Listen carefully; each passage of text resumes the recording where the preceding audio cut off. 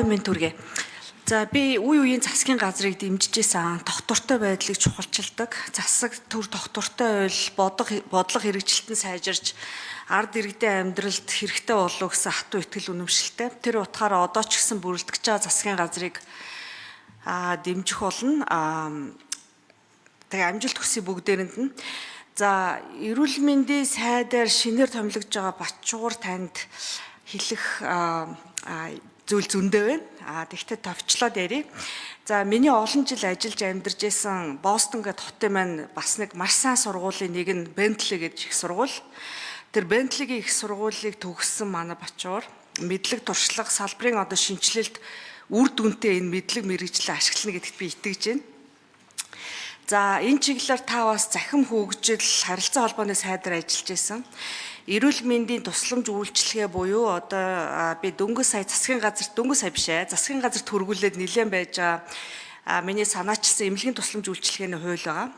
Тэр хуульд эрүүл мэндийн тусламж үйлчилгээнийг тогтолцооных нь хэрээр харж эмнэлгийн тусламж үйлчилгээг хүн төвхтэй нэгдмэл тасралтгүй байдлаар хүргэх, үзүүлэх хүш эмнэлэг тусламжийг бүр хүргэх гэсэн conceptually цоошин тийм хуулийн одоо шинжилсэн найруулга орж ирсэн.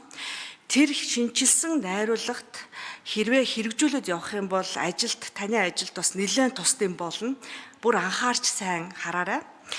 За мэдээж тэр хуулийн нэг хэсэг буюу тасралтгүй нэгдмэл гэсэн дотор хоёр юм явж байгаа нь нэгдүгээрт захимжилттай холбоотой. Захимжилт мэдээллийн сантай холбоотой.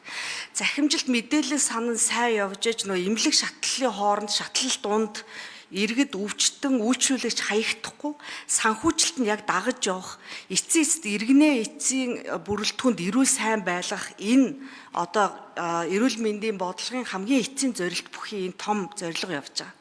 Тэрэн дээр мэдлэг мэргэжлээ маш сайн ашиглаж тийшээгээ барах орно гэдэгт би баяртай байгаа. За хоёрдугаарт санхүүжилттэй эрүүл мэндийн түрүү ярьсан 6 бүрэлдэхүүн хэсгийн нэг нь санхүүжилт дотор эрүүл мэндийн даатгал гэдэг чинь нэг жижиг хэсэг. Тэгэхээр санхүүжилтийг санхүүч хүн аягүй сайн мэддэг учраас цоошин нүдээр санхүүчийн нүдээр харж үр ашигтай, үр бүтээлтэй, cost effective энэ системийг бий болгох байх гэдэгт бас итгэж энэ ер нь их айтаахан нүдэ олсон томилгоо болчихвгүй юу гэж би ер нь дотроо бол бас баярлж хүлээж авч байна. Мэдээж мэрэгжлийн хүмүүсийг өөрийнхөө зөвлөхөөр маш сайн хүмүүсийг аваарай. Туршлагатай, мэдлэгтэй, мэрэгжилтэй, хайртай, сэтгэлтэй, хамгийн гол нь ашиг сонирхлын зөрчилгүй зөвхөн салбараа гэсэн сэтгэлтэй энэ мэрэгжлийн хүмүүсийг авч тэндээ ажилуулаарай гэж хүсэж байна. Мэдээж манай эмч эмнэлгийн ажилчдад том хүлээлт байгаа. Зөвхөн цалинч биш, нийгмийн асуудал, татвар дээр, барилга, байшин, ипотек Тэгвэл та бол эрүүл мэндийн яам биш, эрүүл мэндийн сайд болж байгаа учраас иргэдийн хүлээлт маш өндөр байгаа. Иргэдийн карманаасаа гарах төлбөрийн асуудал байгаа. Архаг өвчлөгийг квотод тогтооцсон учраас хүндрэл нас баралтууд маш өндөр байгаа. Тэгэхээр энэ дээр бүр анхаарч энэ бодлогыг бүр суурьаар нь бас зайлшгүй өөрчлөлт хийх шаардлагатай байна. За энэ утгаараа бид нар энэ өөрчлөлтүүдийг хийхийн тулд энэ чанарын асуудал, хариуцлагын асуудал, нийгмийн асуудлууд эдгээрийг бүгдийг одоо хүртээмжтэй хариуцлагатай хүргэх, ялангуяа хөдөө орон нутагт гэдгийг бүр сайн бодоорой.